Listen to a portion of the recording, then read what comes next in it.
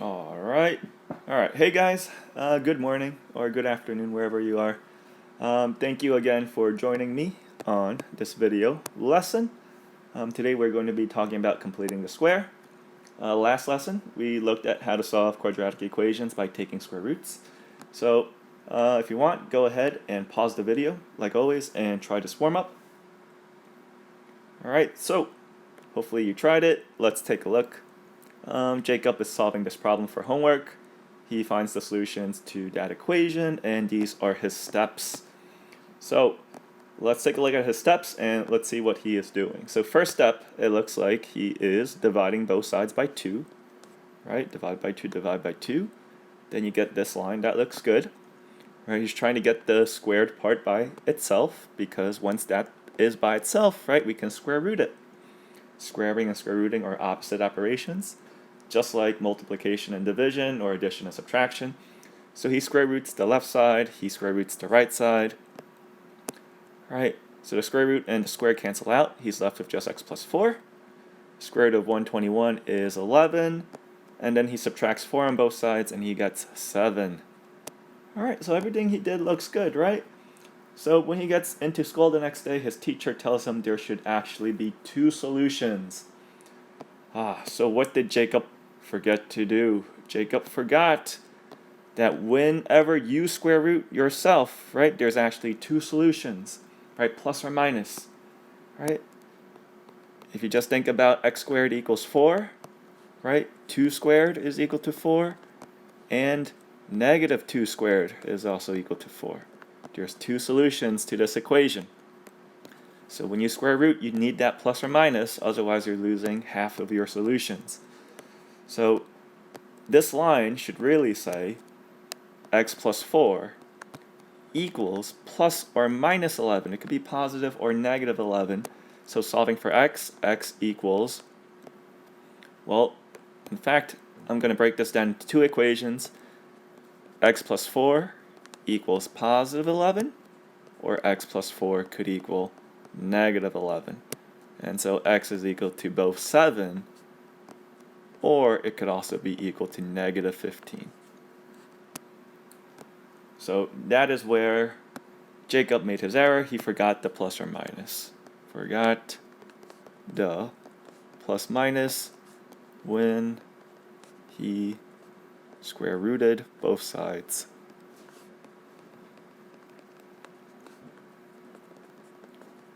Alright, so now that we know the mistake Jacob made, it's a very common mistake. Alright, let's solve for x in this one ourselves, and let's see if we can get this. Alright, so again, I'm going to add 9 to both sides, right? The goal is to get this by itself so I can square root it. So adding 9 to both sides, I get x plus 8 squared over 3 equals 24. And I'm going to multiply both sides by 3 now. Times 3 times 3. That is going to give me x plus 8 in parentheses squared equals 72. Right, if we were going to try solving this by factoring, we would multiply this out, make it equal 0. But using square roots, what we're going to do is square root both sides. And I square rooted, so I will write a plus or minus in front of that square root. So now I get x plus 8 equals plus or minus the square root of 72. Alright, 72 is not a perfect square, so I want to simplify that radical. I want to break it down. So I'm going to do that on the side. Where do I have space? I'll do it over here. So the square root of 72, how does that break down? We look for a perfect square that divides into 72. 4 goes into it. 9 goes into 72, 9 times 8. But I think the biggest one has to be 36, right? I can break this down into 36 times 2. Square root of 36 times square root of 2. And 36 is a perfect square. That becomes 6 radical 2. Alright, so instead of radical 72, I'm going to change that, or simplify it to 6 radical 2. Right, again, we're solving for x, so I'm going to minus 8 on both sides. And we like to stick that minus 8 in front of the plus or minus. X equals negative 8 plus or minus 6 radical 2. And that is how we leave our answer. Again, I know seeing an answer like this makes a lot of people uncomfortable, right? But there's really no way to combine something underneath a square root with something not underneath a square root like this by addition. So we just leave our answer like this. Right? Our solutions are irrational. They can't be expressed as a nice fraction or a nice decimal. Right? These are two solutions that would be going on forever if you actually type them into your calculator. Right? We get negative 8 plus 6 radical 2 and negative 8 minus 6 radical 2. Right? You don't have to write them out like this, but again, I'm just showing you the actual two solutions that comes from that. All right. So today, to get us to this very actually important skill called completing the square, we're going to get there by noticing some patterns, hopefully. So this is all super quick review. So why don't you guys try 1 and 2, try factoring those trinomials, see if you notice anything, and also multiply out on the bottom. All right. So if you haven't, pause the video, try 1 and 2. All right, but if we factor this, this will become what multiplies to positive 9 and adds to negative 6. Right? Our coefficient's 1, it's just normal factoring. So let me do this first one with a table. All right, multiplies to 9 and adds to 6. That's going to be 3 and 3. Right? And I think they both have to be negative to make negative 6. And two negatives multiply to a positive. So this will factor to x minus 3 times x minus 3. Or, because they're the same, I can write this as x minus 3 squared. Right? This next one, what multiplies to 16 and adds to 8? That is 4 and 4.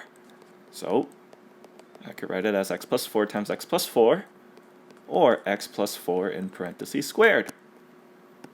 And lastly, what multiplies to 36 and adds to negative 12? That's going to be negative 6 and another negative 6. So that factors like this.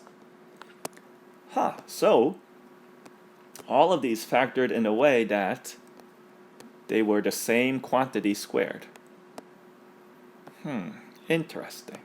Well, let's multiply out these guys, write these in standard form. So we're going in the reverse direction here. So x plus 10 squared, we're going to write as x plus 10 times x plus 10. And make sure you are foiling, right, or multiplying out all of the terms. X times x is x squared. X times 10 is 10x. Plus another 10x, right, plus 10 times 10, that's 100. And you get x squared plus 20x plus 100 here. All right, so that's how you do the next two as well. I'm just going to write out the answers here. This one we should be getting x squared minus 14x plus 49. And this one, this should be x squared plus 10x plus 25 once you multiply that out. So, do we notice anything between the standard form and the factored form for these questions? So hopefully we're seeing that this number, I'm going to be highlighting here, that negative 3, right, that negative 3 times 2 gives us the negative 6. Right, negative 3 plus negative 3 is negative 6. And to get the 9, it's just negative 3 squared. Right? So, in other words, this number here, that's half of that guy. And that's always true. Over here, right, 4 is half of 8. And 4 times 4 also gives us that 16. Same pattern here. Half of negative 12 is negative 6, right? And negative 6 squared, that's also 36. Interesting. Right, over here, 10 times 2, that's going to give us this 20, and 10 squared gives us 100, right, etc. So that's a pattern I'm noticing for all of these. So what do you notice about the values of b and c? All right, when I refer to the b and c values, I'm talking about a quadratic and standard form. That is ax squared plus bx plus c. So we're looking at these two values. So like we said, that b value, the number in front of the x, that's twice that guy. And the c value is that number in parentheses squared, that c value. All right. So these things here, we call these perfect square trinomials. All right, a perfect square trinomial is a trinomial that can be factored in such a way that the two factors are exactly the same. So in number one, all of these guys we started with, these are also called perfect square trinomials because when we factored them, they were factored in such a way that the two factors are the same. So when the two factors are the same, we can write it as something squared, right? So another way to think of a perfect square trinomial, it's just something that can be written as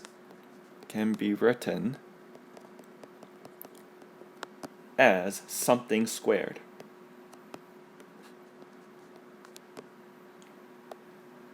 So what we're going to do now is something called completing the square. Right? We're trying to make it a perfect square trinomial. Right? A perfect square is something that can be square rooted. Right? Something that looks like this can be square rooted. So what number must be in the blank spot to complete the square to make it a perfect square trinomial? So if this is x squared plus 16x, what number has to be here to make this a perfect square trinomial? I'm going to go back and look at all the examples of my perfect square trinomials again. So I'm trying to figure out how to get this number 100. All I have is this number 20. How could I get that number 100? Well, if we look back at the relationship, we know when we factored it, right, this 20, it's going to become half of it. And it's going to become a 10, right? Because 10 plus 10 is 20. So where this 100 comes from is from 10 times 10. And that's going to give us 100. So that 100 came from half of 20, right? Half of this 20 is 10, and 10 squared, or 10 times itself, gives us this 100. Let's take a look here. X squared minus 14x plus 49. Again, pretend we don't have this 49. If I want this to factor so it multiplies to itself, well, I know it has to be negative 7 and negative 7 to add up to negative 14. And then negative 7 squared, well, that gives us the 49. So using this pattern, let's think. This is going to be x and x. What number has to be here so that it adds up to 16? Well, it has to be 8 and 8. X plus 8 and x plus 8, right? Well, then 8 times 8 is 64. So if this number here were a 64, that would make it a perfect square trinomial. Then we could factor it into x plus 8 times x plus 8, or in other words, this would be equal to x plus 8 squared. And so that's the number that we could put in the blank spot to what we call complete the square.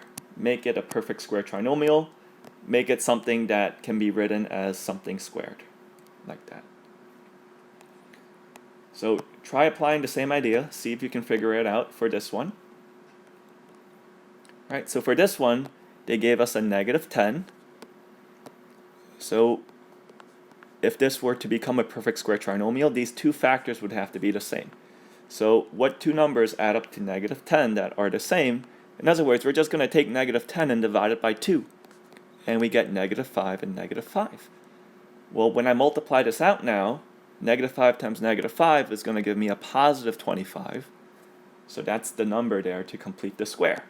If I put a 25 there, I can factor this to x minus 5 in parentheses squared. Alright, so this pattern we're noticing, there's a little trick that we can use to decide which number to complete the square. Right? This number that we're going to be adding here, and it's always going to be adding, that number is going to be half of this middle number, right? Half of the b value.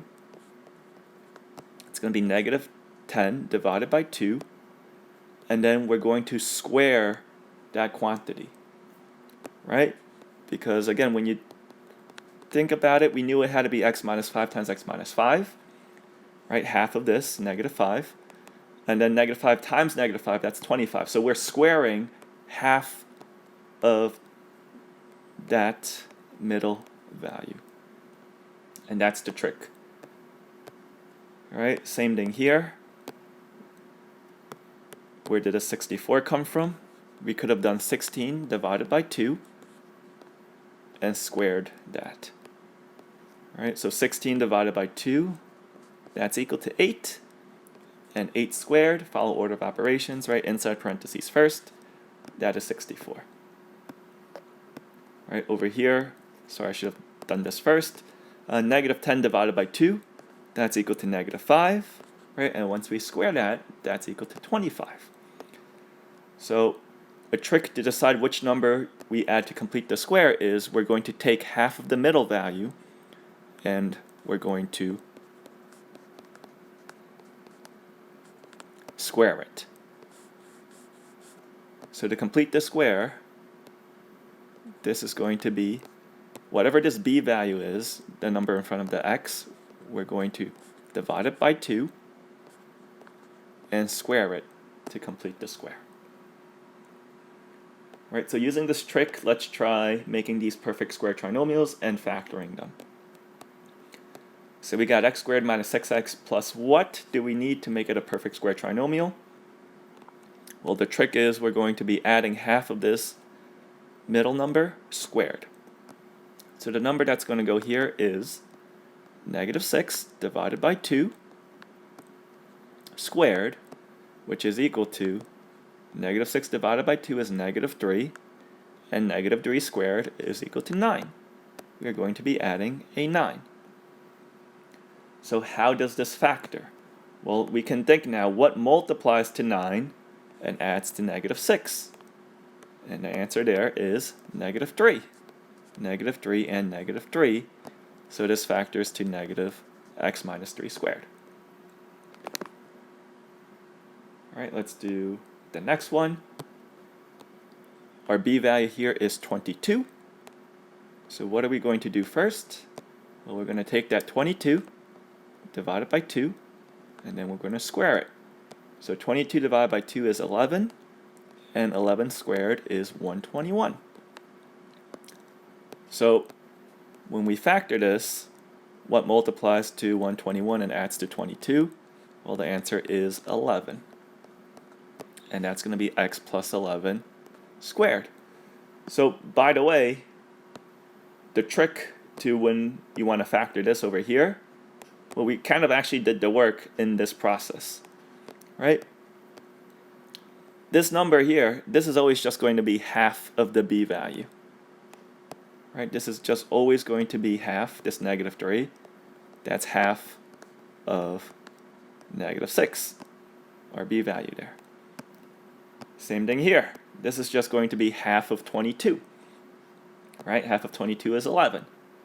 So in this one, this is going to be half of negative 36. In other words, this will be x minus 18 and x minus 18.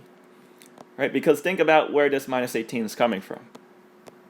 To get the c value to complete the square, we're going to take half of the b value. We're going to take negative 36 and divide it by 2.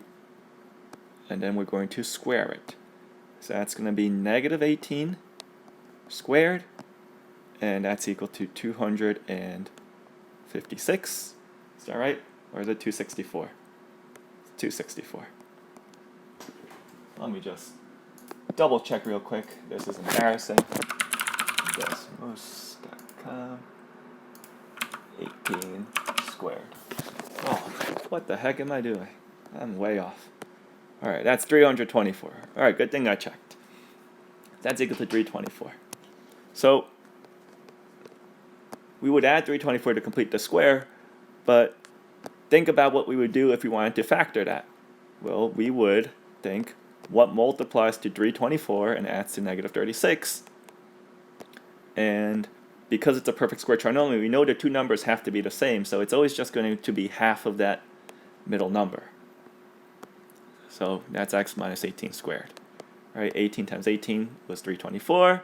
Negative 18 plus negative 18 is negative 36.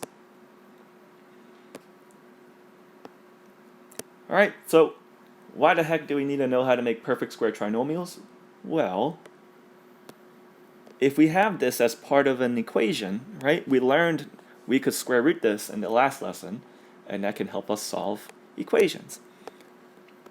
So let's solve this equation. Let's solve this by factoring. So this is a normal trinomial with a equals 1. We're just looking for two numbers that add to 16 and multiply to 16 and add to negative 10. Right, and those two numbers are going to be negative 8 and negative 2. So we can factor the trinomial like this. Right, that times that equals 0. We're going to use zero product property. X minus 8 could equal 0, or x minus 2 could equal 0. And we have solutions of x equals 8 and x equals 2. But let's talk about what we just did with completing the square, and let's see if we can solve it by completing the square. So what we're going to do first is, well, I'm going to copy the equation once. We have this equation, and I want to make this a perfect square trinomial. So I want to think of what number to add to make this a perfect square trinomial. I already have the 16 here. And I know 16 is not half of negative 10 squared. So what a lot of people like to do is they like to move the 16 over to the other side first. And that's what I'm going to do. I'm going to move negative 16 over. And now let's think. Just like what we did with all of these blanks over here, completing the square, we're going to do the same thing here. We're going to complete the square and make this a perfect square trinomial. So what number do I add onto here to make this a perfect square trinomial? Well, we saw the pattern was we take the b value, that middle guy in front of the x, we divide it by 2, and then we square it. So the number we're going to be adding is negative 5 squared, which is 25. So I just added 25 to one side of my equation. So of course, you cannot just add 25 to one side of an equation. Whatever you do to one side of an equation, you must do to the other side, right, to keep it balanced. So let's add 25 to both sides of this equation. Well, this here now is a perfect square trinomial. So this we can factor to x minus 5 squared. Right? Remember the trick when we're factoring? That's always just going to be half of that. And we can check this. Negative 5 times negative 5, right, will give us 25. And negative 5 plus negative 5 gives us negative 10. And this is going to equal negative 16 plus 25, which is equal to 9. Oh, this is like what we did last lesson, where now we have something squared. I know I can solve this now by taking square roots, right? So if I square root both sides, don't forget the plus or minus. Now I have x minus 5 equals plus or minus 3. And don't forget this is really two solutions. So you can add the 5 first. Let me do that this time, right? Don't actually combine it with the plus or minus 3 because you can't. You have to combine it with the plus version and the minus version. So I just added 5 to both sides. I put the 5 in front. We have two solutions. X equals 5 plus 3 and x equals 5 minus 3. So x is equal to 8 and x is equal to 2. Is that what we got before by factoring? Yes, it is. So you might be asking me, Mr. Chu, why do we want to complete the square? This was so much more work, so much harder, and we got the same answers. Why can't we just factor this? Well, the answer is why don't you guys try solving this equation? And let's see what happens. So if we try to solve this equation, well, what multiplies to negative 12 and adds to positive 6? Well, let's find the factors of 12. We got 1 and 12, 2 and 6, 3 and 4, and then we're back to 4 and 3. And none of these pairs can make positive 6. So, is this solvable by factoring? No. This is not factorable. So before, when something was not factorable, we just didn't factor it. We can't solve this equation. We couldn't solve the equation. But guess what? We can solve it by completing the square. Completing the square is always going to work on any quadratic. Right? So if a quadratic cannot be solved by factoring,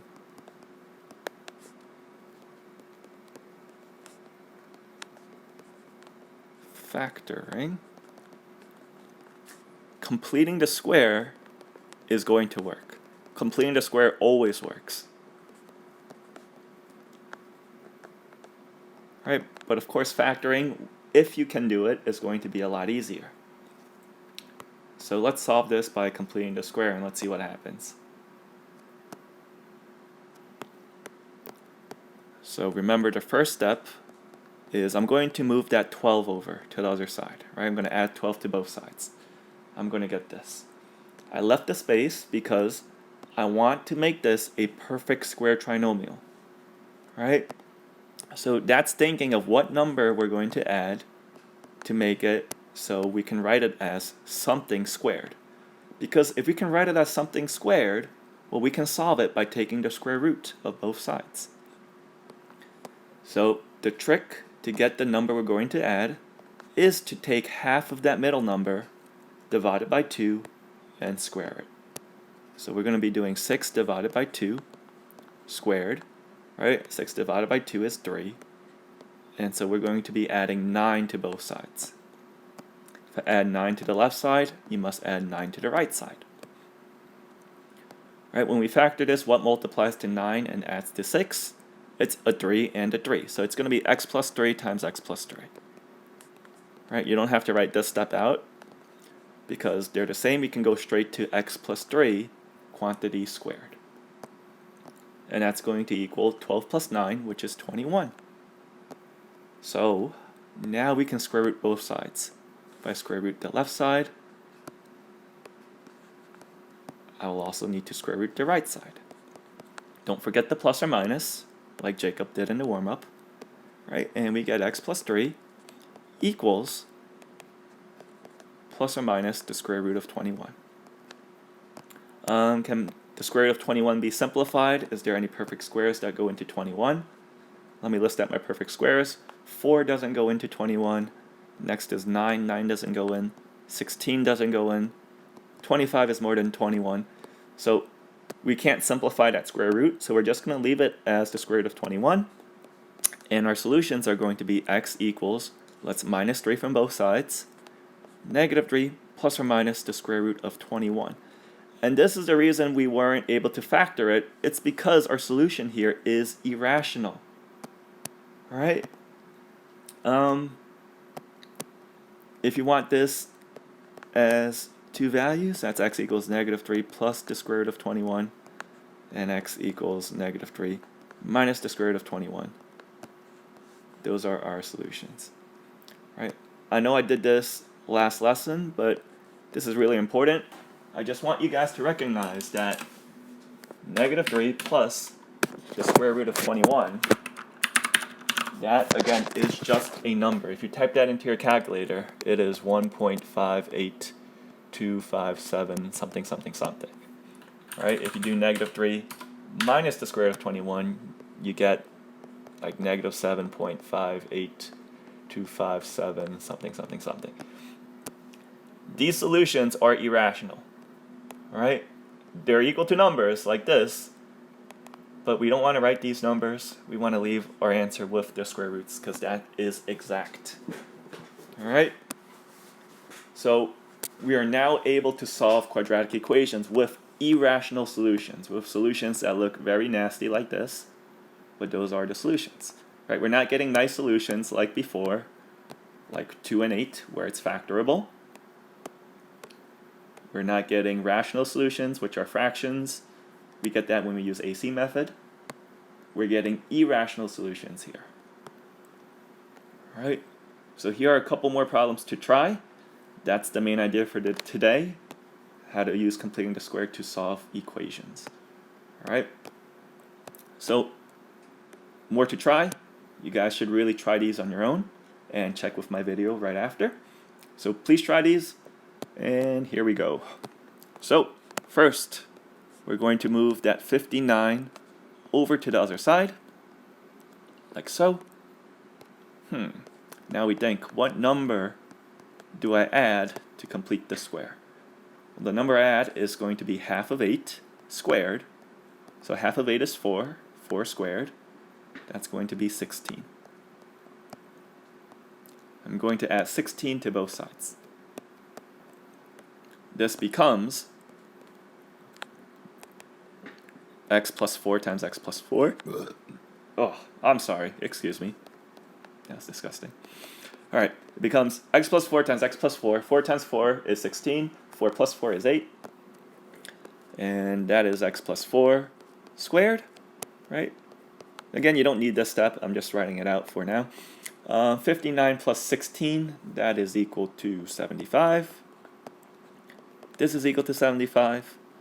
And from our last lesson, we saw we can solve this by square rooting both sides. Don't forget the plus or minus. Right, x plus 4 equals plus or minus the square root of 75. This square root we can simplify, so I'm going to do that on the side. We can make that 25 times 3, which is 5 radical 3. So, plus or minus 5 radical 3. Minus 4 on both sides. X equals minus 4 plus or minus 5 times the square root of 3. Circle that. Finished.